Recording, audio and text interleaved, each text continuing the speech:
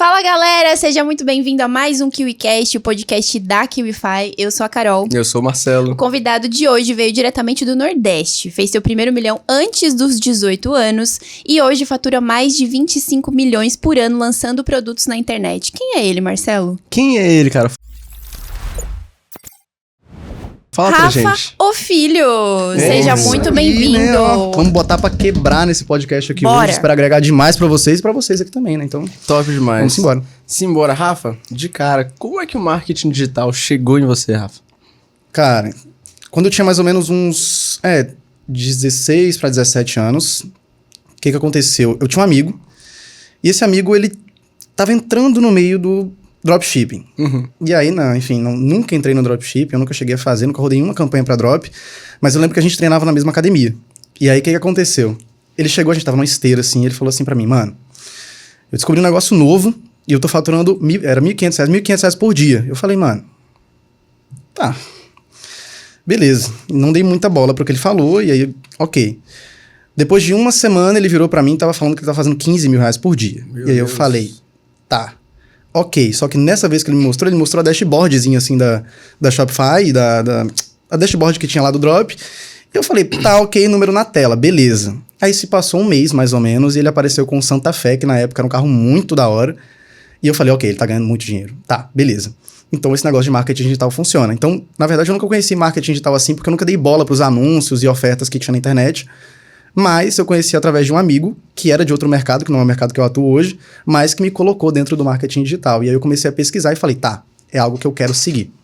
E quantos anos você tinha? Tinha 16 anos. Tá, Tinha 16. você decidiu que era algo que você queria seguir. E qual foi a primeira coisa que você fez daí? Tá, o que eu fiz? Acho que foi a primeira coisa que todo mundo faz quando, marketing digital. Afiliados. Eu fui no mercado de afiliados, eu pesquisei, na verdade, no Google, eu botei lá, tipo, dropshipping primeiramente. Eu pesquisei sobre drop, eu pesquisei sobre tudo, mas não me prendeu. Eu falei, mano, produto físico, entrega, tá, não é o que eu quero.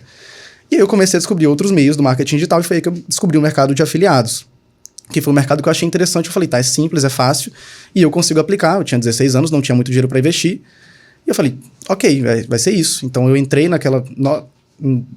eu acho que foi... Outubro, foi. O mês que vem antes de outubro Setembro. Setembro. Não, eu também tenho que calcular. Porque depois que passa de julho... Não, pior que deu um pane na minha cabeça. Eu achei Ela não soube responder, nem que mas beleza. Cheguei ali com o mês que vem antes de outubro, que é setembro normalmente. Normalmente não, né? Sempre, E aí, o que aconteceu? Chegou em setembro, eu comecei a aplicar, né? Normal, assim, acho que todo mundo já fez isso, assim, que entra no mundo do marketing digital, criar um Instagram nichado, assim, eu criei um Instagram nichado de receita, de alguma coisa, e comecei a vender produtinho ali como afiliado mesmo. Nicho de saúde e emagrecimento. Isso, nicho de emagrecimento, porque na época era muito mais forte do que é hoje em dia, assim, a nível de facilidade, né? Entendi. Mas aquele amigo que você começou, nesse momento você trocava alguma informação com ele ou ele foi só uma pessoa que te mostrou o negócio e depois não teve mais contato? Não, eu mantive contato com ele. Inclusive, ele chegou a faturar muito dinheiro, eu vi, comprando MacBook, carro e tudo mais e tal. E o setor que ele atuava não me prendia muito. Então, eu continuei trocando ideia com ele, mas eu não me aprofundei na área que ele tinha, porque eu estava mais voltado para infoproduto. Então, eu falava, mano, é com info que eu vou conseguir... Sabe, ficar rico, é com isso que eu vou conseguir trazer alguma coisa melhor pra minha família, porque na época isso era muito importante pra mim, até hoje, né, no caso. Entendi. E quanto tempo demorou desde o ponto que você resolveu seguir esse caminho até você ter o primeiro resultado no marketing digital? Putz, cara, assim, primeiro resultado você fala lucro, no caso, né, dinheiro no bolso, que eu falo, pô, é meu. Cara, o primeiro mês foi só frustração. Eu criei, não vendia, e todo mundo falava, mas você virou blogueirinho e tudo mais e tal, no meu Instagram de 200 seguidores. Isso quando você era afiliado? Isso, quando eu era afiliado. No Instagram de 200 seguidores e 30 pessoas que me acompanhavam. Mas, enfim, eu segui, continuei. E pra mim fazia sentido e que todo mundo tava falando, enfim, me ignorava, né? Porque pra mim era o que fazia sentido naquela época. Então, pro meu primeiro resultado, assim, de dinheiro, foram 2 meses. Foram 2 para 3 meses, 2 meses e meio. Que eu lembro que eu tentei no orgânico, eu vendi 2, 3 cursos assim, deu R$30 no meu bolso, eu falei, tá, interessante. Mas depois eu descobri o tráfego pago. Aí que veio, assim, a viradinha de jogo, entendeu? Mas você descobriu o tráfego quando você ainda era afiliado ou você tinha mudado pra... Eu tinha escutado sobre tráfego, sobre anúncio, mas eu nunca tinha estudado sobre, né? E aí foi quando eu comprei um curso, e esse curso me apresentou o tráfego pago mesmo, era Google na época, assim, o pessoal fala de Google hoje, mas pra mim Google já foi bem antes. E eu lembro que nessa época, quando eu descobri o Google, foi quando eu consegui ter escala como afiliado. Aí eu consegui fazer 2 mil, 3, 4 mil reais por mês. Como é que você escalou como afiliado nessa época? Que antes você vendia pelo seu Instagram nichado, aí você descobriu o tráfego pago. Exatamente. Qual foi o método que você utilizou pra falar, pronto, agora eu vou vender um monte? Cara, a primeira coisa que eu fiz foi... O curso, normalmente, a média dos cursos de marketing digital, 197, 297. Eu lembro que eu pedi esse dinheiro pra minha mãe, e foi os 197 que eu pedi pra minha mãe, ela se estreitou lá e falou, tá, beleza, ele quer estudar, né? Vai.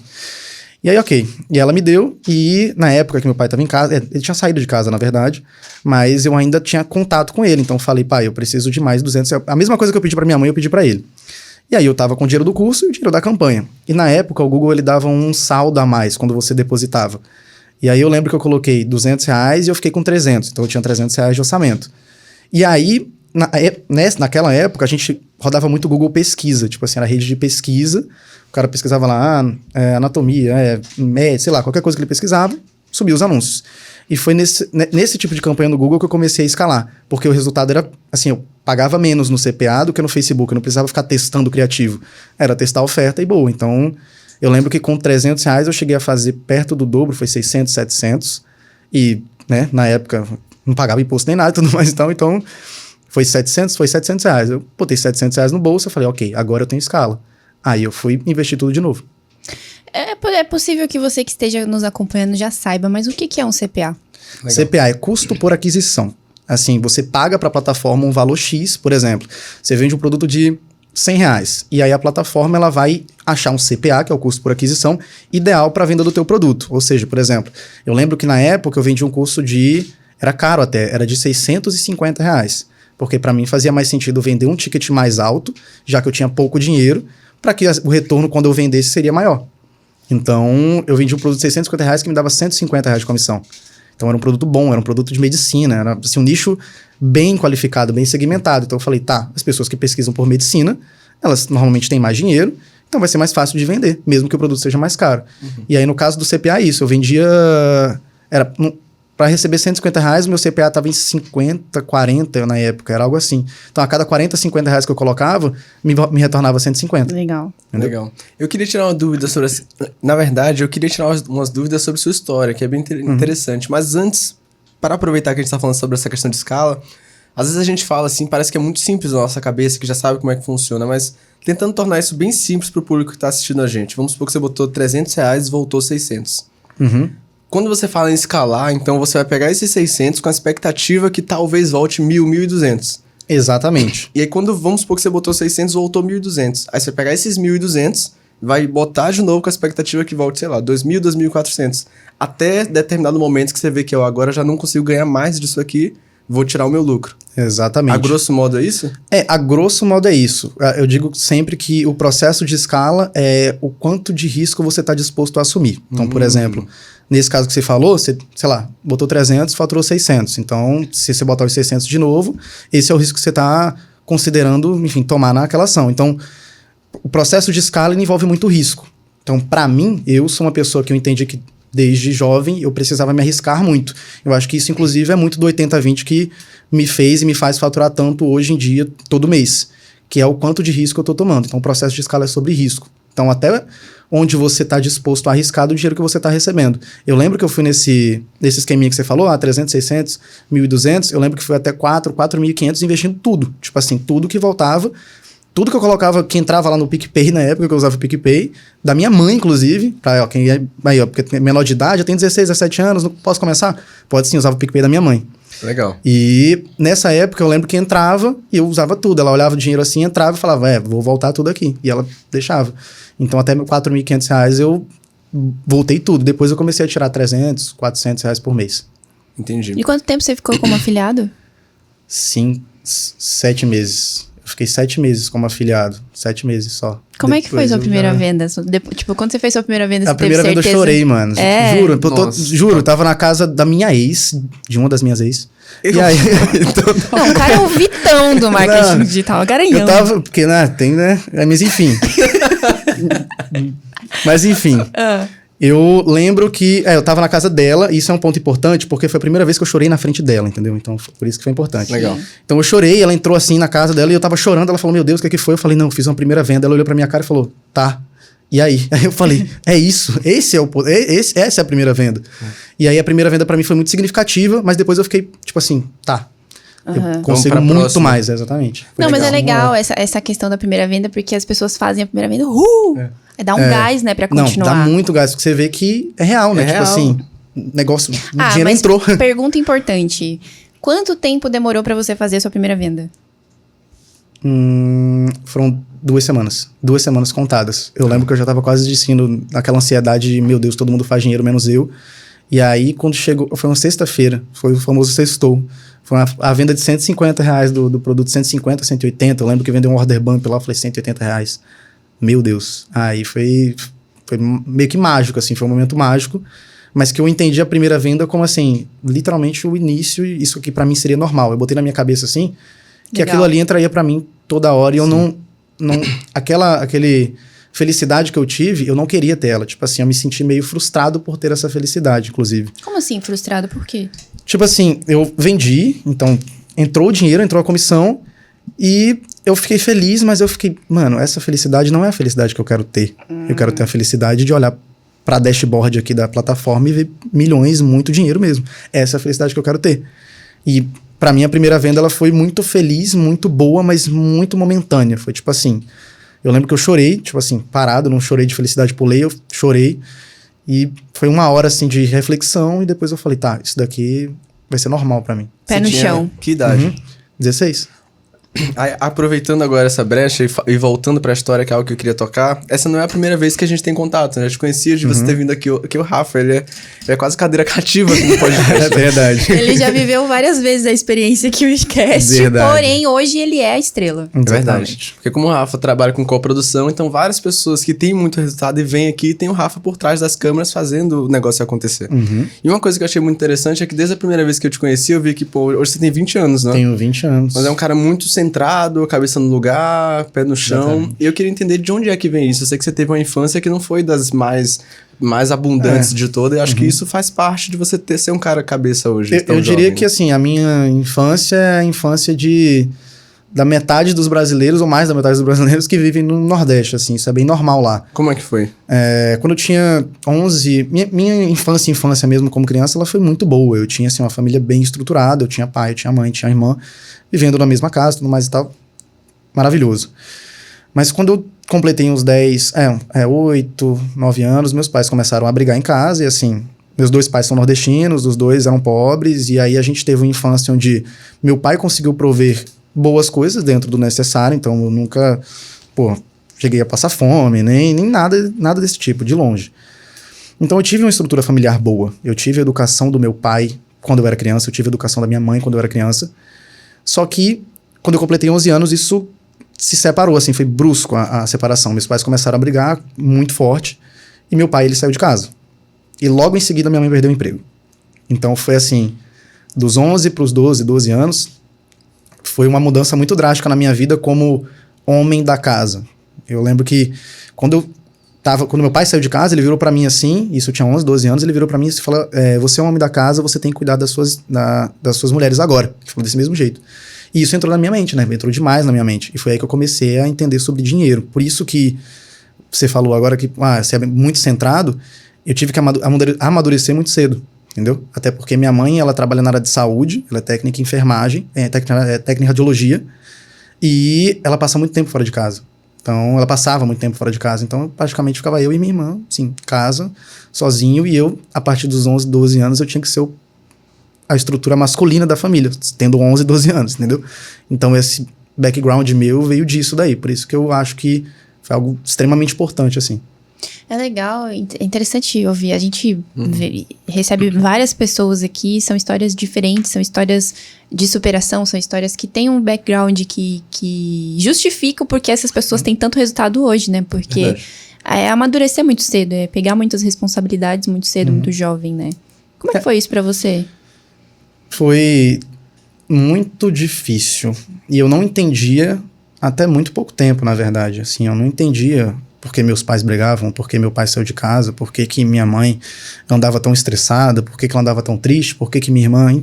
Essas questões que, quando você tá numa estrutura familiar que é complicada, você como criança nessa estrutura, você se pergunta, né? Tipo, pô, por que meu pai não tá aqui? Por que minha mãe não tá aqui?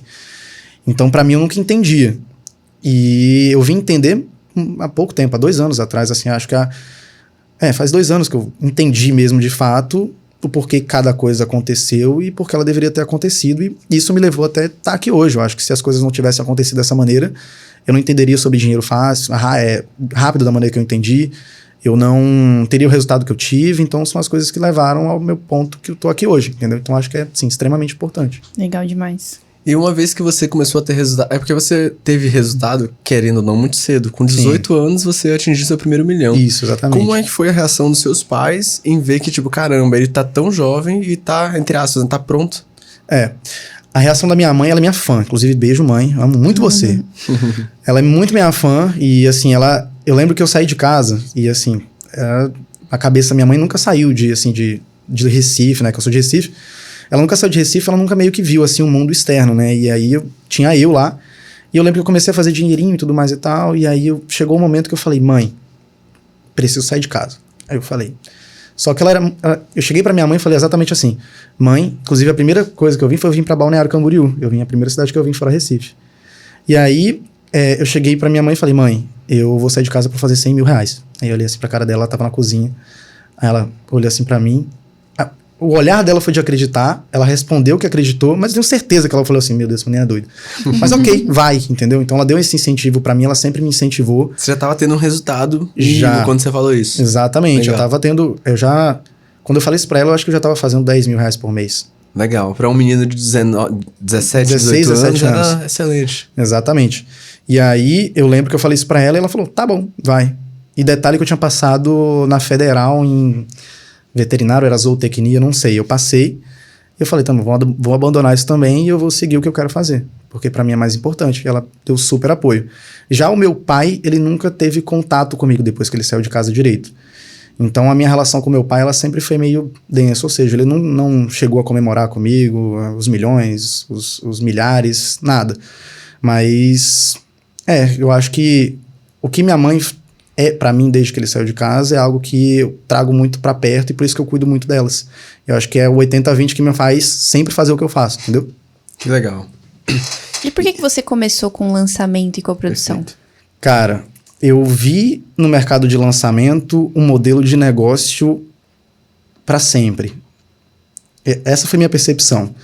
Eu via o dropshipping e afiliados e tudo mais e tal, mas eu vi que no final das contas todo mundo lançava produto, todo mundo lançava tudo. Então, é um mercado que eu posso lançar literalmente qualquer coisa, desde uma marca até um infoproduto, propriamente dito.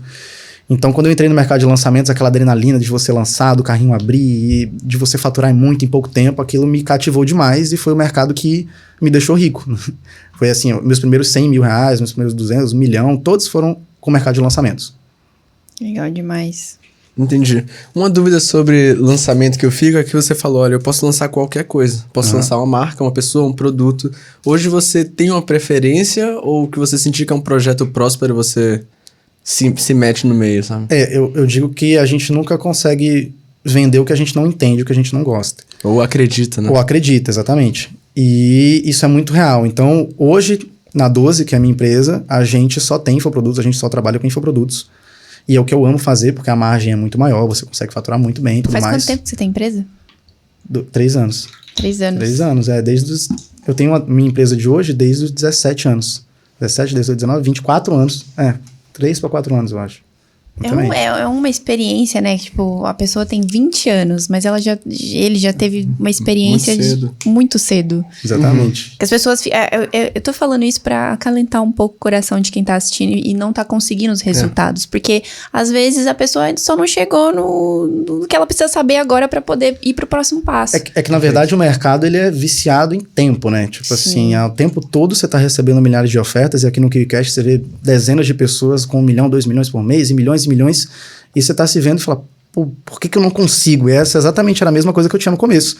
Eu falava assim, tá, se fulaninho consegue, Por que que eu não consigo? E aí isso vai martelando na sua cabeça, quando você entra no processo, começa a estudar e vê que as coisas não são tão fáceis quanto as ofertas passam no digital, você percebe que, putz, quando que eu vou conseguir? Porque o fulaninho tá comprando carro, ele tá viajando o mundo e eu tô aqui em casa. E eu senti essa mesma coisa quando eu comecei e me deixava frustrado. E aí o que muda o jogo, na verdade, é como você usa a frustração que você recebe, né? E por isso que eu digo que é muito importante. Eu sou frustrado desde os meus 12 anos, entendeu? Então, quando eu comecei no mercado digital, a frustração para mim, eu já estava acostumado a lidar com a frustração. E aí eu usei ela a meu favor. Então, acho que isso é muito importante para quem está começando no digital, principalmente agora, quando a gente tem muitas ofertas de muitas coisas fáceis e por aí vai. Então, fica uma dica aí para você. Se você tá nesse meio de, meu Deus, tá todo mundo conseguindo menos eu, lembra que é muito pouco tempo, cara. Empresas demoram 10 anos, 20 anos para faturar o que a gente fatura no digital em 5 meses. Então, o mercado digital é mais rápido. Pensa nisso. Você só tem teu tempo. Entendeu? É verdade. Perfeito. Hoje você tá com... É uma coisa que a gente percebe também, é que assim, no digital dá pra todo mundo fazer dinheiro, dá pra todo mundo fazer dinheiro, entre aspas, rápido, mas quem quer ir mais longe precisa estruturar uma operação, precisa juntar pessoas, entender o que tá fazendo. Então hoje, se você tem ali 20 colaboradores com você, como é que você faz pra organizar essa equipe? Como é que ela tá dividida, sabe? Tem os gestores, tem os copy, writers. Dentro da estrutura de infoprodutos, a gente tem alguns setores, né? Por exemplo, audiovisual, a copy, que no caso são os textos, as ofertas e tudo mais. E é a mesma coisa para a empresa. Eu acho que o 80-20 de qualquer empresa hoje no digital são as pessoas que estão envolvidas no projeto. E na minha empresa, que é a 12, a gente tem ótimas pessoas trabalhando, ótimas pessoas. E dentro dos setores que a gente faz, são quatro setores. A gente tem audiovisual, copy, redação, que é diferente. A redação, ela redige as pesquisas. Então, a gente pesquisa, depois faz a copy e tem o audiovisual. E o audiovisual tem páginas e captação, que no caso o videomaker e o editor. Então a gente tem 4 setores, que são esses, e no caso a gerência, que são os setores das pessoas que passam as demandas e tudo mais e tal. Então os processos são feitos dessa maneira. Entendi. É legal a gente falar isso, sabe por quê? Porque assim, claro, né, a gente tá falando do Rafa, que já, apesar de jovem, já é um player grande, tá faturando mais de 25 milhões ano. Mas a gente viu vários casos de players que ao mesmo tempo faturam 1 milhão com uma pessoa, duas pessoas. Sim. Então são os dois lados da moeda. É muito né? louco como cada modelo de negócio funciona e, enfim, é independente. O meu primeiro milhão foi eu e mais 2 pessoas. Só. Meu primeiro milhão foi eu e mais 2 pessoas. É importante falar isso porque o pessoal veio falar, mas é por isso que ele tá rico. Tem 20 pessoas, mas não necessariamente. Não, hoje eu tenho 20. Inclusive esse ano. Ano passado eu tinha 7. Entendeu? Então é uma escala diferente. Mas, assim, eu acho que hoje, facilmente, na perspectiva do digital, né?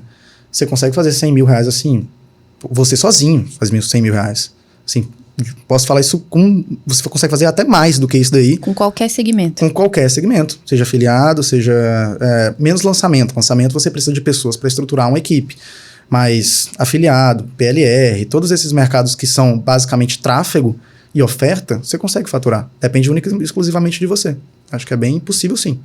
Legal você dizer isso, porque parece, para muitas pessoas, parece uma coisa assim muito distante. Verdade. Tipo assim, 1 milhão. Pra mim parecia também, na verdade. Assim, pô, você tá acostumado... Eu tava acostumado com minha mãe ganhar 20 mil por ano, assim, fora taxa de imposto e tudo mais e tal. Então, pra mim, fazer 100 mil reais em um dia era algo, assim, surreal. E hoje eu faço isso quase todo dia. E isso é interessante de pensar nas perspectivas. E tem o quê? 3 anos, 2 anos. Então... Na perspectiva de quem está assistindo, normalmente os KiwiCasts aqui, essas pessoas, elas às vezes se sentem distantes das pessoas que sentam aqui, mas o que eu posso falar é que elas não estão, porque acredito que tem muita gente que começou a assistir os KiwiCasts, sei lá, desde que começou, e hoje eles já estão faturando bem, por exemplo, entendeu? Sim. Então, a gente tem casos de produtor que, verdade, hein? Começou a assistir o KiwiCast, se inspirou com as histórias, começou a vender produto, vendeu com a gente, bateu 1 milhão e ganhou a premiação. Sim, só que ele é low profile, não quis gravar. Bem muito isso. legal. Ô, Rafa, e você foi conhecido durante muito tempo como o Rafa, o filho do tráfego, né? Exatamente. Conta essa história aí pra gente. Cara, como eu falei, eu comecei muito cedo no tráfego, e pra mim era assim, pô, maravilhoso. E aí eu lembro que eu coloquei no meu @ lá, o filho do tráfego, e pegou, e todo mundo, enfim... Pegou bastante, e aí eu ensinava tráfego para as pessoas a gerir negócios locais, porque, detalhe, depois do mercado de afiliados, eu entrei no mercado de negócio local, e foi aí que eu me apaixonei por processos, porque aí eu chegava na tia do açaí e falava assim, Ô, fulana, seguinte, tem... Quantas pessoas passam aqui por dia? Ela falava, tantas. Eu falava, beleza, eu consigo com R$20 fazer mais pessoas passarem aqui. Então, ela me pagava 200 conto por mês, 300 conto por mês ali, e eu ficava rodando tráfego pra ela. Aí eu fechei isso com, 10, 15 negócios locais lá de Recife, e aí eu comecei a faturar bem. Foi aí que eu comecei a sair do afiliado pra entender que, afiliado é interessante, levanta caixa, é bom, tem muitos ótimos afiliados que faturam bem, mas eu quero algo mais processual, eu quero algo que tenha mais duração, que tenha mais tempo. Então, foi daí também, inclusive. Antes do lançamento, eu fiz isso. E a gente tava conversando nos bastidores lá no almoço, falou que não curte muito tráfego hoje. Não, eu odeio tráfego. O que fez uma pessoa sair do filho do tráfego para o ódio do inimigo do tráfego? Inimigo do tráfego. Cara, é porque hoje em dia tráfego cada vez tá mais complicado. Você, sim, subir tráfego nas plataformas, porque cada vez as ofertas ficam mais fortes e as plataformas têm que se proteger para que elas não acabem, enfim, tendo problemas. Então, hoje em dia, por exemplo, no Facebook da vida, você tem que brigar com o Facebook da vida para você conseguir subir um anúncio. Pode ser de um coelho lá, mas o negócio vai cair. Verdade. Então, esse trabalho de você ficar brigando com a plataforma para algo que você tem, que é muito chato para mim. Por isso que eu odeio o tráfego. Assim, mas o tráfego, ele é, assim, 99% da sua operação. Entendeu? E qual que foi, agora perguntando, porque a gente entrevistou várias pessoas e eu lembro, qual que foi a primeira coisa que você delegou quando começou a ter empresa? Suporte, verdade, não sei o quê. Qual foi a primeira coisa que você delegou quando o seu time começou a crescer mais das suas atividades? A primeira coisa que eu deleguei foi copy. É mesmo? Eu entendi que copy precisava de tempo e a oferta era muito importante e eu não tinha tempo para ficar fazendo copy. Eu entendia sobre copy, eu fazia tudo, né? Era eu empresa. Mas a primeira coisa foi copy que eu deleguei, porque tráfego eu sabia, era mais simples, era apertar botão. Então, ok. E aí copy foi a primeira coisa que eu deleguei. Copy, assim, acho que é muito importante. Hoje no meu time, a gente tem 7 copywriters muito bons, exatamente por causa disso. E o que é mais importante, Rafa? Copy ou tráfego? Não existe coisa mais importante, copy ou tráfego, os dois andam muito juntos. Uma copy bem feita sem tráfego não vai vender para ninguém. Não adianta você ter a melhor oferta do mundo se passam 0 pessoas na frente da tua oferta. E não adianta você ter muito tráfego se a sua oferta é horrível. Então, os dois eles se complementam e não tem assim, melhor ou pior. Mas eu diria que o tráfego hoje, da maneira que a gente está fazendo hoje em dia, porque ele mudou, a oferta é mais importante, no caso da perspectiva que você perguntou. Porque com a oferta bem feita, qualquer tráfego que pode passar, você converte. Entendeu? Legal, concordo. Então, eu acho que falando na analogia que você colocou assim, a oferta é mais importante do que o tráfego. Mais importante, mas exatamente. Uma anda de mão dada com a outra. Exatamente, uma anda de mão dada com a outra. Verdade. Rafa, você é coprodutor e eu entendo que um coprodutor ele tem de ser um excelente estrategista. Porque ele tem de entender meio que de tudo do negócio. Exato. Então, quais foram as estratégias mais mirabolantes que você já teve que bolar para dar resultado com a coprodução e acertou na mosca? Cara, eu posso dizer que eu sou o coprodutor que gosta de fugir muito do padrão. Então, assim, gosta ou amo não? fugir legal. do padrão. E isso, voltando ao que a gente falou no começo, a gente toma mais riscos, mas o risco vem tanto pro bem quanto pro ruim. Normalmente, na maioria das vezes, ele vem pro bem. E eu lembro que, assim, eu nunca... Dentro do mercado de lançamentos, a gente tem estratégias mais fixas, né? Validadas. Você tem que fazer um lançamento X, Y, Z para dar uma conversão de tanto. Pode dar um exemplo prático do que é uma estratégia mais fixa, mais conservadora, um lançamento talvez? Interno, por exemplo. Aquele padrão de você capta para um lançamento onde tem 4 CPLs, que no caso são os eventos, né? São as aulas. Aquele famoso participe da semana, tananã, do dia 24 até o dia tanto, e vão ter 4 aulas. CPL seria o conteúdo pré-lançamento. Conteúdo pré-lançamento. O lançamento em si, ele é só meio que abertura de carrinho. O conteúdo pré-lançamento, no caso, são os eventos que você coloca antes da abertura do carrinho, entendeu? E a gente tem algumas fases dentro do processo de lançamento. Mas o que o pessoal mais fala, assim, por exemplo, lançamento interno, que é um lançamento que é feito nessa estrutura, ele tem a conversão de tanto, ele precisa fazer exatamente assim, você precisa lançar o CPL de noite, normalmente às 7 horas da noite, não pode ter mais de 2 horas de duração, senão... Então, essas coisas eu nunca me apeguei muito às métricas do mercado. Eu sempre entendia... Eu sempre me coloco na perspectiva do lead e entendo o que é melhor para ele, porque as demandas são diferentes, então pessoas têm demandas diferentes. Então, dentro desse processo, eu sempre gostei de inovar. Por exemplo, a gente fez um lançamento agora, faz uns 2 meses, 1 mês, 2 meses, foi em julho. A gente faturou antes da abertura de carrinho, assim, eu não lancei o produto principal, e com estratégia que só a gente no Brasil fez, a gente faturou mais de 500 mil, assim, antes de abrir o carrinho. Mas era com o quê? Tipo, um produto abre carteira? Era um produto... Não era um produto abre carteira. Na verdade, O que é um produto abre carteira? Boa. Produto abre carteira é quando... É um produto de front, quando a gente normalmente fala. Então, é um produto que vem antes do produto principal, que ele serve para qualificar a audiência para comprar o produto principal. Então, normalmente você vai lá, fatura, você faz a captação do seu lançamento, joga essas pessoas para esse primeiro produto, que ele normalmente é bem baratinho, e você qualifica uma audiência, você valida, né? Ó, sei lá, eu captei uma lista de 1.000 pessoas. Dessas 1.000 pessoas, no meu produto de front-end, ele vendeu lá 100. Beleza, então 100 pessoas estavam dispostas a comprar meu produto. Ok, eu preciso qualificar ao máximo essas pessoas e aumentar o engajamento delas para que essas mesmas pessoas comprem o próximo produto. Ela é uma estratégia arriscada e que eu não costumo fazer para audiências pequenas, mas para maiores audiências e tickets maiores também. Porque aí você qualifica uma base de leads e você consegue vender um produto de ticket maior lá no final, entendeu? Entendi. Aulas. Mas voltando à parte das estratégias mirabolantes. Perfeito. Sim. Então, desse lançamento que a gente bateu 500 mil antes, né?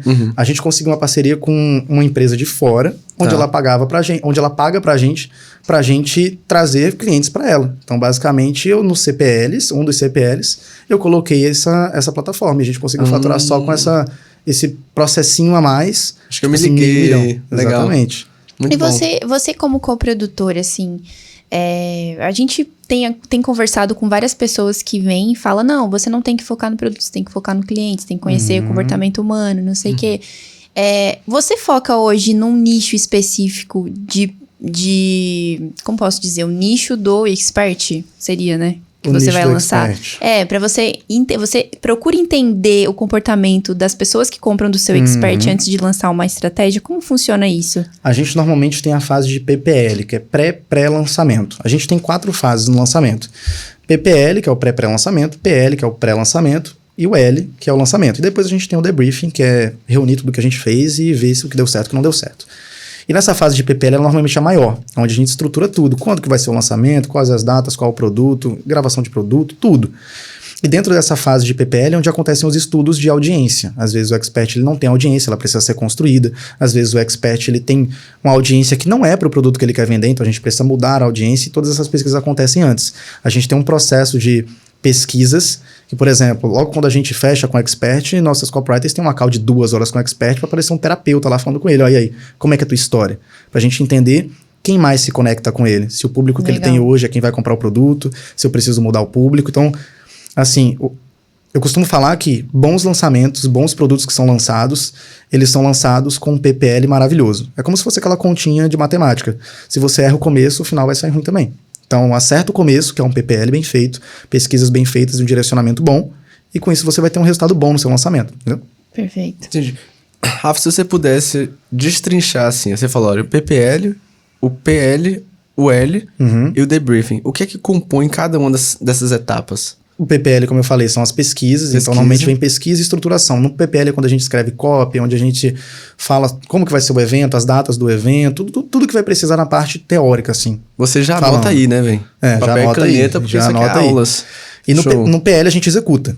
Então é aquela fase de execução mesmo. Putz, a gente falou que vai gravar tal coisa. Os anúncios, os criativos, a gente grava tudo no PL e é isso. O L, que é o lançamento, é a fase do evento. No caso que a gente fala nessas 4 fases. Vem a fase do lançamento, que é evento, mais abertura de carrinho, normalmente 2 semanas.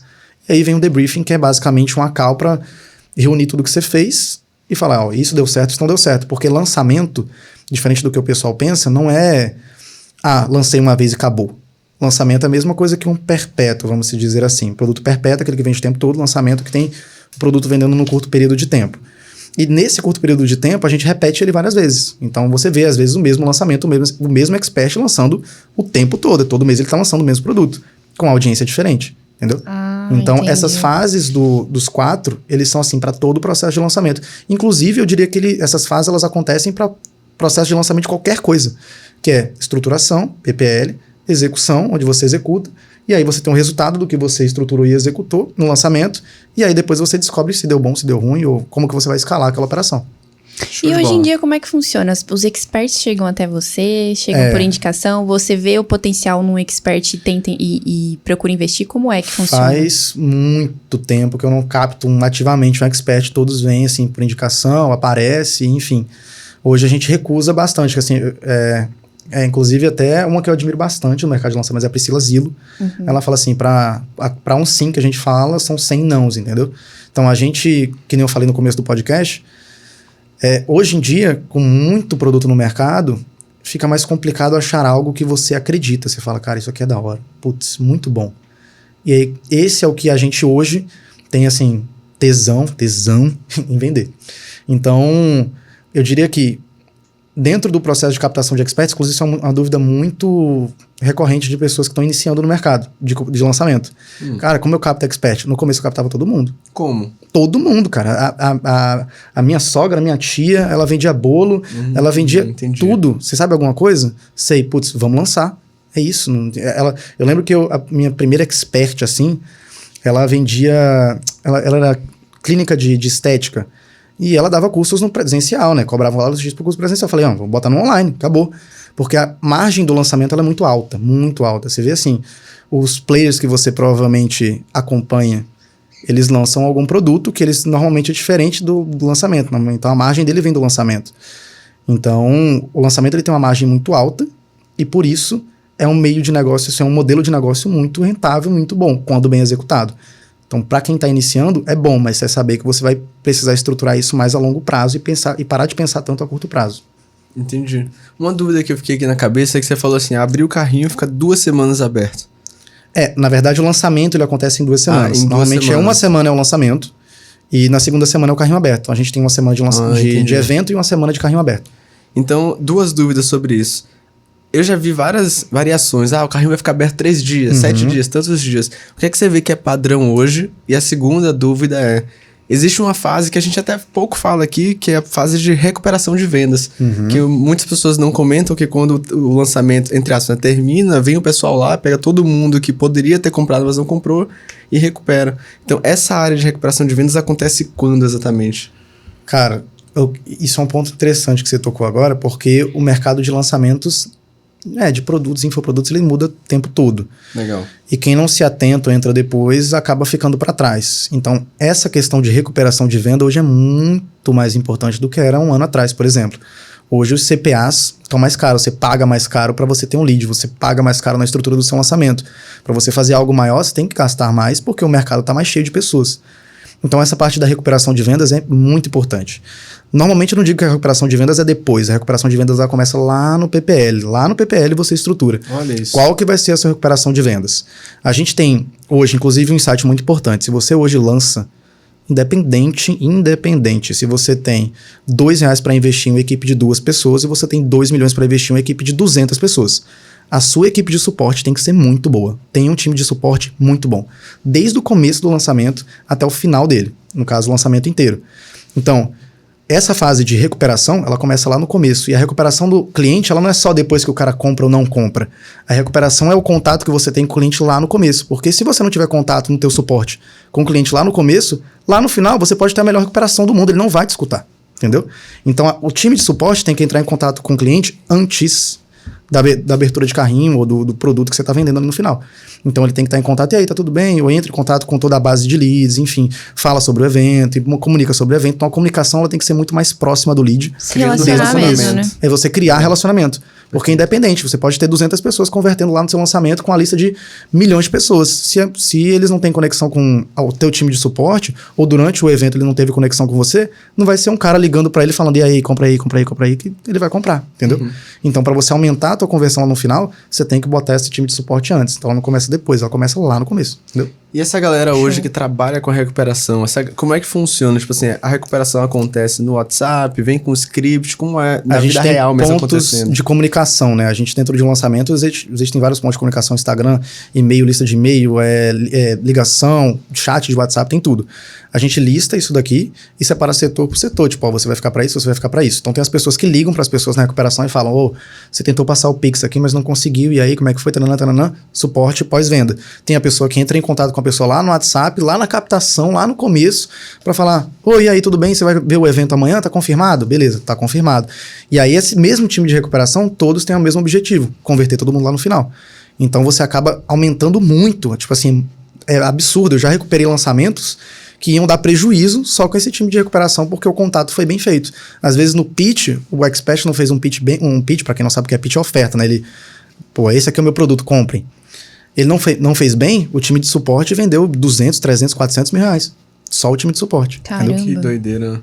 E no que se trata daquela pergunta de tempo que o carrinho fica aberto, disponível pro pessoal comprar, tem muita variação ou é 7 dias ao padrão, é o que funciona? Normalmente, quando a gente está lançando o produto as primeiras vezes, um carrinho mais longo é o mais ideal, porque você tem tempo de entender, o lead tem tempo de comprar, você ainda não tem muita prova social.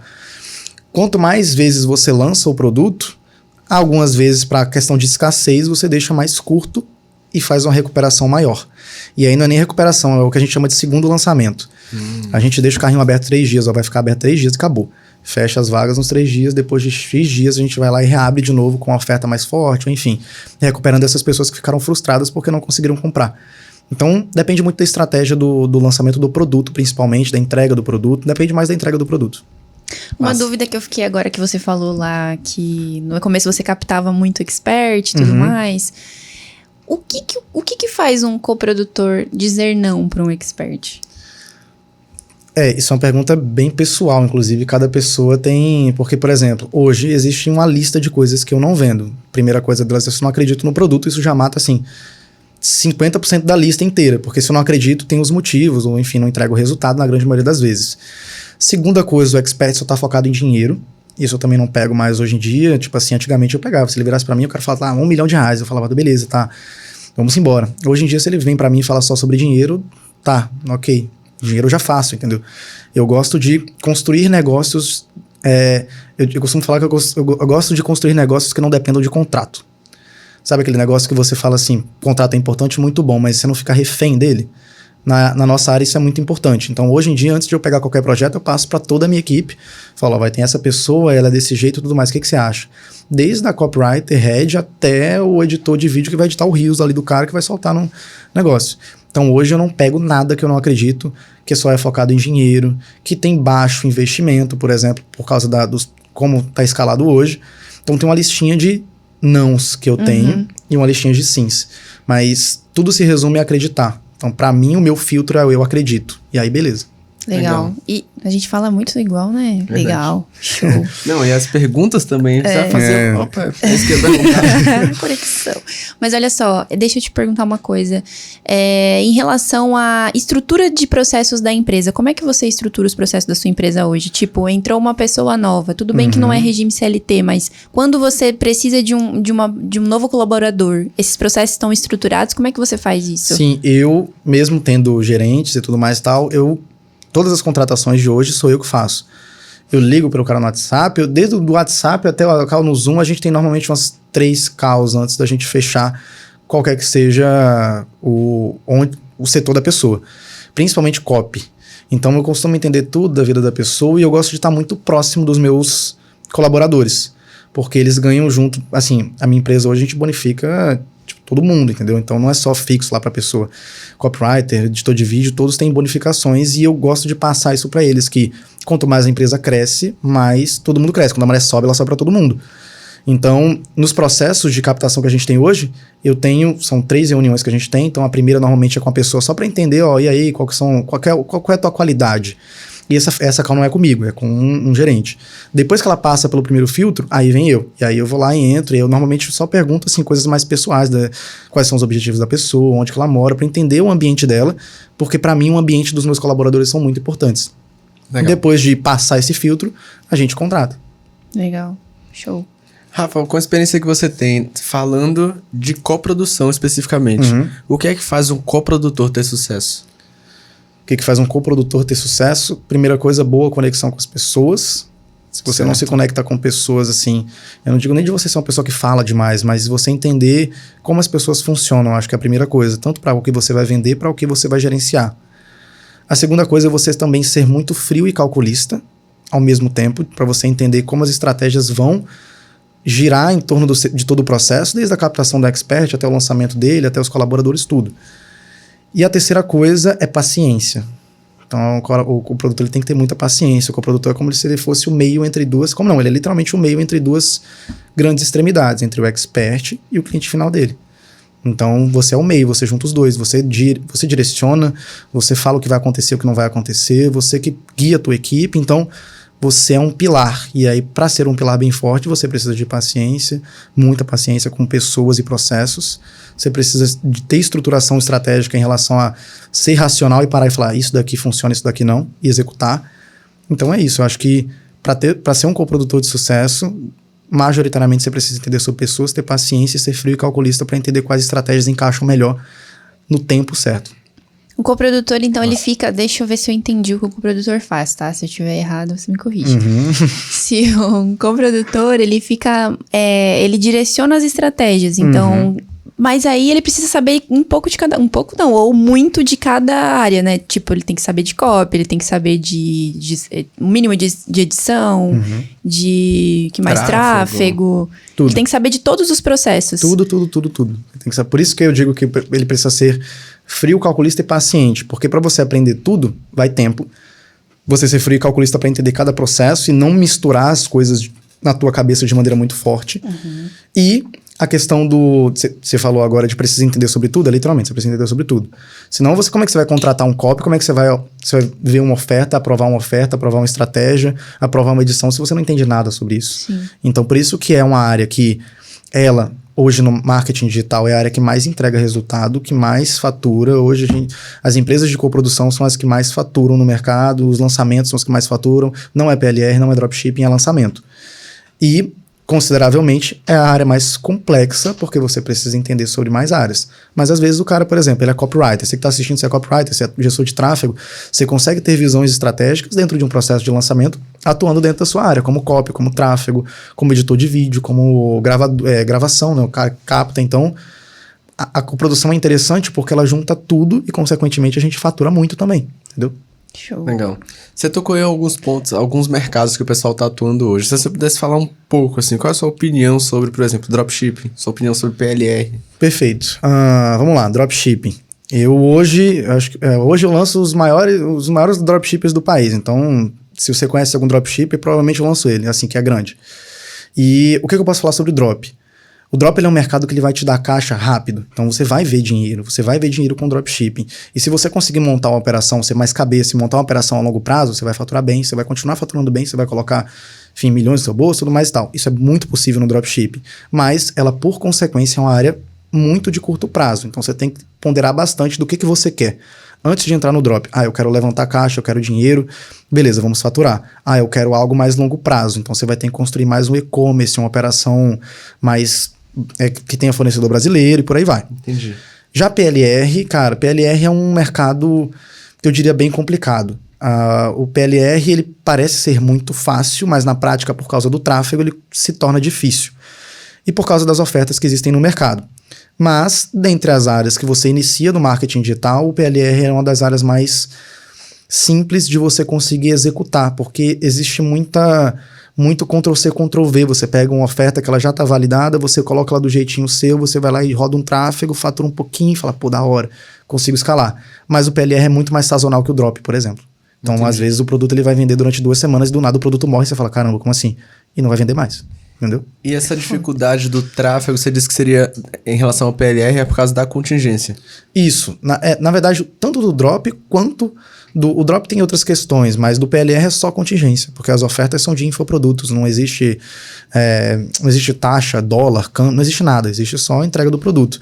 Então, o que complica o PLR é muita demanda, é muita oferta no mercado, e o tráfego, que não é preparado. E para você iniciar, por exemplo, um cara que está iniciando agora, você vai ter que entender sobre tráfego. Assim, você quer rodar PLR?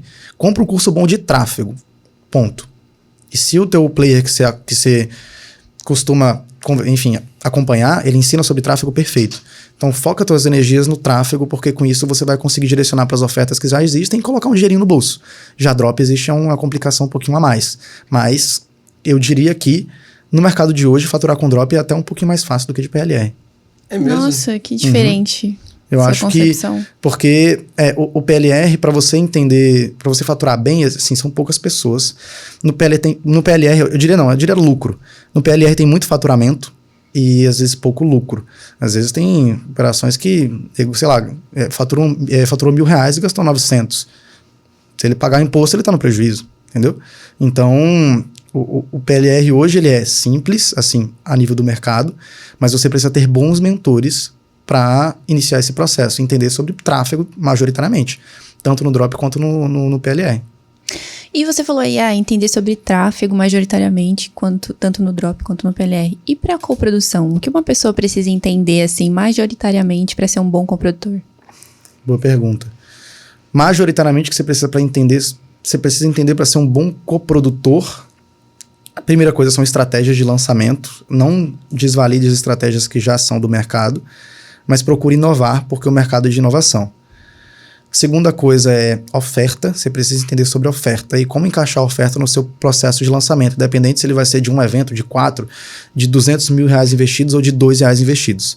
Então, acho que as duas coisas mais importantes majoritárias, assim, para você ser um bom coprodutor é entender sobre oferta, principalmente, e também sobre a questão das estratégias que já são do mercado validadas. Então, a pessoa que começa hoje na coprodução e ela tem você tem um editor de vídeo, às vezes você sabe de tráfego, você consegue fazer um lançamento de um expert e faturar bem, porque você usa a audiência dele. O bom da coprodução para quem está iniciando é que tem custo zero. Assim, PLR você tem custo, drop você tem custo. Drop hoje, assim, para você iniciar uma operação de drop assim saudável, para você ter margem para escalar e tudo mais e tal, diriam assim uns R$1.500, R$2.000 para você começar, assim, para começar. E PLR é a mesma coisa, pra você poder testar e rodar anúncio. Já na coprodução, não. Você usa a audiência do expert, você usa tudo do expert, você não tem custo. Entendeu? Então, isso é o bom do mercado da coprodução, porque tá iniciando. Não tem custo. Você usa a audiência do expert. E, normalmente, quando tem custo, é do expert, não seu. Entendeu? Legal. Tem muita gente que assiste a gente aqui que, sei lá, tem gente que quer ir pra copy, tem gente que quer ir pra tráfego, cada um tá se descobrindo no marketing digital na maior parte do tempo.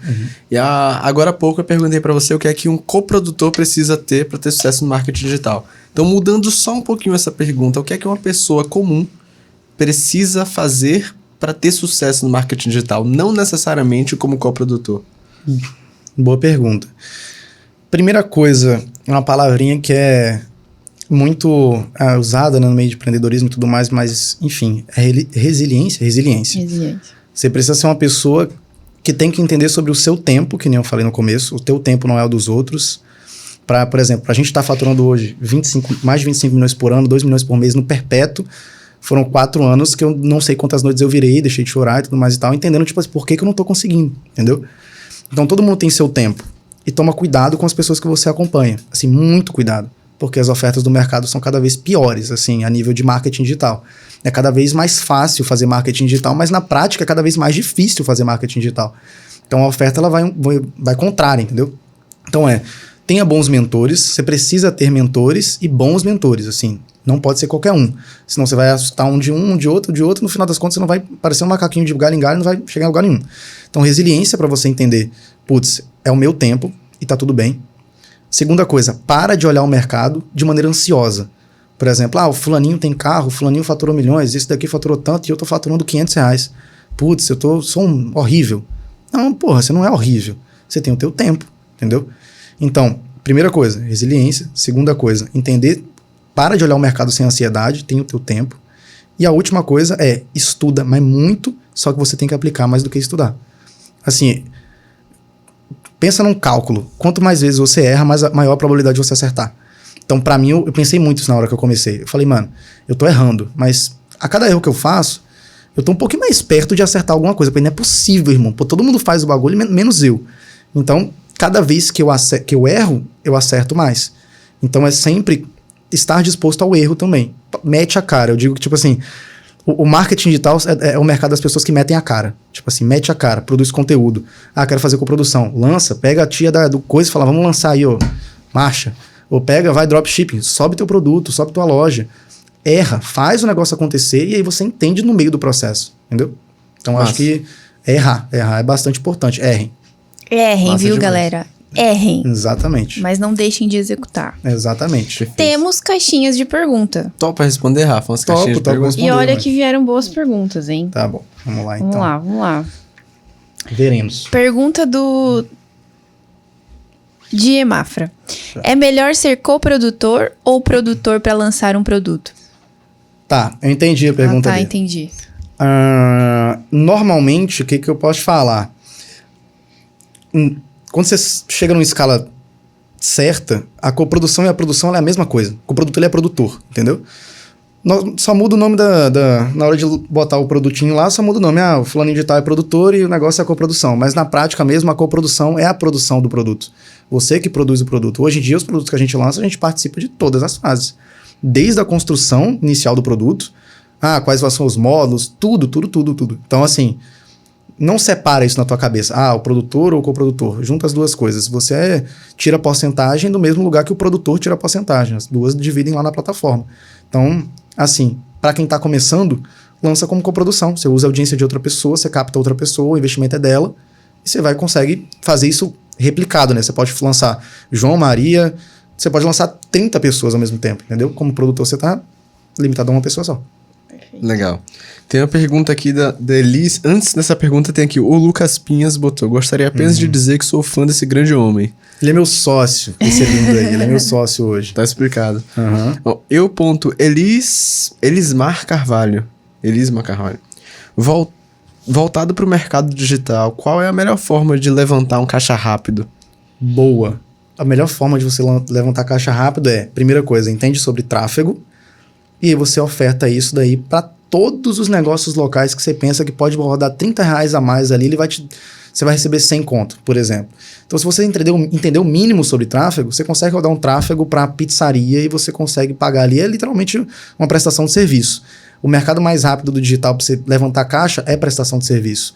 PLR, você vai demorar um tempinho para construir a oferta, para entender sobre tráfego, para escalar a contingência e por aí vai. Dropship, você vai demorar um tempinho para você construir a loja, deixar as coisas rodando. Então, a maneira mais rápida de você fazer caixa é vendendo para quem você já conhece, produto de afiliado normal. Você tem uma demanda na tua ciclo de amigos, você vende para quem tu conhece, boa, você entendeu ali que dá para vender. E a segunda coisa é prestação de serviço. Você entendeu? Você agora fazer copy, você agora fazer tráfego. Tráfego é mais fácil, apertar botão. Você vai lá e oferta para uma pessoa que precisa. Entendeu? Massa. Eu fiz isso. Pergunta do Moisés. Perdendo 80% na lead e o problema não é a lead, nem o público. O que pode ser? O problema não é a lead e nem o público. Não, o problema então é o público. O problema é com certeza o público. Na verdade, eu não diria nem que é o público para a oferta que você está colocando dentro do teu processo de lançamento. Então, na tua captação, o que eu diria? Pega a headline da captação que você está fazendo, faz pelo menos 10 variações dessa headline aí e testa sobre orçamentos menores para essa captação que você está fazendo. E testa se a tua lead vai abaixar. Porque provavelmente é a oferta que você está fazendo na captação que está deixando o teu lead muito caro e não vai engajar com o teu lançamento.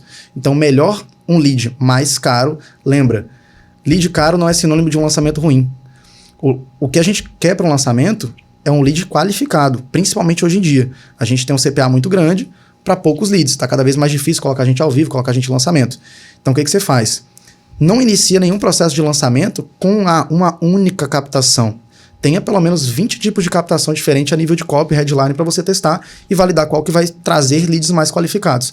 E não se preocupa tanto com o valor do lead, se preocupa com a qualificação. Se ele tiver lá 12, 15 reais, 20 reais, mas o cara está super engajado no teu lançamento, é esse cara que eu quero, entendeu? Massa. É uma pergunta da Leidiane Maciel, _OF. Rafa, qual é a melhor rede social para vender no orgânico sem aparecer? Sem aparecer? Sem aparecer. Eu diria que é o TikTok. Para vender no orgânico. Para vender no orgânico sem aparecer, hoje em dia é o TikTok. Sim, você consegue produzir conteúdos assim, muito fáceis, muito rápidos, porque é um conteúdo rápido, e sem aparecer. YouTube você precisa aparecer, a entrega é muito alta, você consegue viralizar vídeos muito fáceis. Então, se você quer vender no orgânico sem aparecer, se for um produto assim de marketing digital, pega uns conteúdos assim de renda extra, são coisas bem simples. TikTok é a melhor plataforma, sim. E para aparecer também, TikTok é a melhor plataforma para vender hoje no orgânico de qualquer maneira. Legal. Uhum. Pergunta do Ramon aqui. Já lançou algum expert com poucos seguidores? Já lancei expert com poucos seguidores. O meu lançamento meu primeiro lançamento de 5 dígitos, mais de 10 mil reais, foi com um expert que tinha 1.200 seguidores. 1.200 seguidores e um ticket alto. Inclusive, eu amo lançar ticket alto. Todos os meus lançamentos têm um ticket de médio alto. Inclusive, tem estratégias no mercado de lançamento novas agora que você deve estar explorando, que ticket alto tá se empocando demais. O mercado, vocês vão ver mais tickets altos agora, a partir de agora, entendeu? Então, assim, Dá para lançar tranquilo. Inclusive, com baixíssimo investimento. Porque quanto menor a audiência, mais atenção o expert tem para aquelas pessoas. Você consegue controlar mais, você consegue ter mais atenção. A lista de um lançamento pequeno, eu lembro que nesse primeiro lançamento, a gente era 1.200 seguidores, a gente tinha uma lista de 150 pessoas. Ó, pra você ver, a minha lista de lançamento era de 150 pessoas. A gente bateu mais de 10 mil reais de faturamento com nada investido. Foi literalmente colocar as pessoas dentro de grupo de WhatsApp, coisa simples. Falar, ó, vai ter um produtinho, esse vai ser o produto, desse mesmo jeito. Minha cabeça era assim. Vai ter um produto, liga pra todo mundo e fala, ó, esse é o produto. Eu converto 1 a 1, 150 pessoas. E a gente bateu mais de 10 mil reais de faturamento, entendeu? Legal. Carol, pra gente finalizar, o que é que você acha? Essa ou essa? Vixe Maria, misericórdia. Esse aqui. Então, pergunta do _Zuzart. Macho. Rafa, quais são os pilares de conhecimento para a coprodução? Pilares de conhecimento para coprodução? Vixe, macho, aí tu tá lascado. Quer tudo. Você precisa entender sobre copy, principalmente sobre copy. Comece entendendo sobre copy, porque tráfego você delega fácil. Então é copy e oferta. Mais oferta do que copy. Copy é construção. Oferta você consegue entender com funis de venda, por exemplo. Então, copy, funil de venda. 2 primeiras coisas que você tem que aprender assim, de cara. E aí você já vai tirar uns insights de falar, putz, caramba, eu não preciso de tanto de tráfego para vender. Às vezes você pega a audiência com expert que você não investe nada e coisa muito. A gente teve um lançamento agora que só literalmente com copy e funil, a gente fez mais de 300 mil reais no orgânico. Tipo assim, faz 3 semanas. Totalmente no orgânico. E com estratégia simples, tá? É literalmente pegar a base de leads do expert, joguei pro Telegram, funil e copy lá dentro. Acabou. A gente faturou 200 e poucos mil reais em, sim, um dia, 2 dias. Entendeu? Então, assim, copy e funil, 2 primeiras coisas que você precisa entender. E aí, por último, você entende sobre tráfego. Isso para coprodução, tá? No caso, você vai ter que delegar as coisas e por aí vai. Mas esses são os pilares que você precisa majoritariamente ter. Legal. Aulas. Aulas mesmo, hein?